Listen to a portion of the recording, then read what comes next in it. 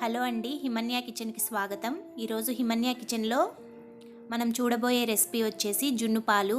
జున్ను పాలు లేకుండా జున్నుని ఏ విధంగా తయారు చేయాలో ఈ వీడియోలో చూపించబోతున్నాను. ఎప్పుడంటే అప్పుడు జున్ను పాలు మనకు అందుబాటులో ఉండవు కదండి. అలాంటప్పుడు జున్ను తినాలనిపిస్తే ఈ విధంగా ట్రై చేసి చూడండి, చాలా టేస్టీగా వస్తుంది. జున్ను పాలు లేకుండా జున్నుని ఏ విధంగా తయారు చేసుకోవాలో చూద్దాం. దీనికోసం ముందుగా ఒక మిక్సీ జార్ తీసుకొని అందులోనికి 1 కప్పు బెల్లంను యాడ్ చేసుకోవాలి. బెల్లంను ఈ విధంగా మెత్తగా గ్రైండ్ చేసుకోవాలి. ఇప్పుడు ఒక బౌల్ తీసుకొని అందులోనికి 1 కప్పు పెరుగును వేసుకోవాలి. ఈ పెరుగు అనేది వాటర్ లేకుండా ఉండేటట్లు చూసుకోండి, అంటే కొంచెం చిక్కటి పెరుగు తీసుకోవాలి. ఈ పెరుగు మొత్తాన్ని ఈ విధంగా విస్కర్తో కానీ స్పూన్తో కానీ మిక్స్ చేసుకోవాలి. ఇలా మిక్స్ చేయడం వలన పెరుగులో ఉండలేమి లేకుండా స్మూత్గా ఈ విధంగా క్రీమ్ లాగా వస్తుంది.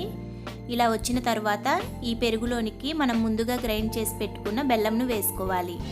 బెల్లంను గ్రైండ్ చేసి వేయడం వలన త్వరగా కరిగిపోతుంది. బెల్లం కూడా ఈ పెరుగులో మొత్తం కలిసిపోయేలాగా కలుపుకోవాలి. బెల్లం అంతా ఈ విధంగా ఇందులోనికి మెల్ట్ అయిపోయిన తర్వాత 1/2 కప్పు పాల పొడిని యాడ్ చేసుకోవాలి. పాలపొడి వేయడం వలన జున్ను అనేది గట్టిగా వస్తుంది. పాలపొడి లేని వాళ్ళు 2 టేబుల్ స్పూన్ కార్న్ఫ్లోర్ను కూడా వేసుకోవచ్చు. ఈ పాలపొడి మొత్తాన్ని ఉండలేమీ లేకుండా మిక్స్ చేసుకోవాలి.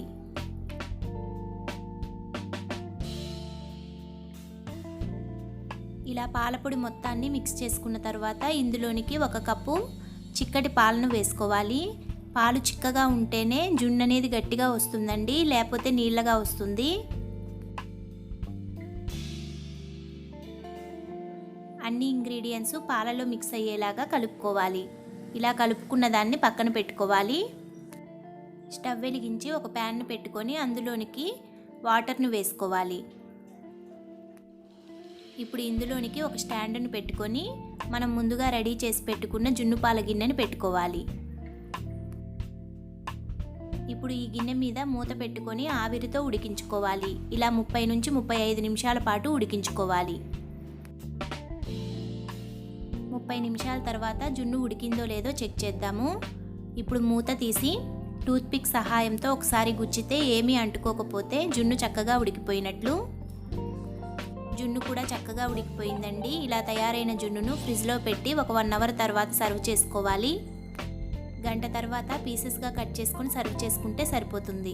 అంతే అండి, జున్ను పాలు లేకుండా జున్నుని ఈజీగా ఇంట్లోనే ప్రిపేర్ చేసుకోవచ్చు. ఈ వీడియో మీకు నచ్చితే లైక్ చేయండి, షేర్ చేయండి, కామెంట్ చేయండి. తప్పకుండా హిమన్య కిచెన్ ఛానల్ని సబ్స్క్రైబ్ చేసుకోండి.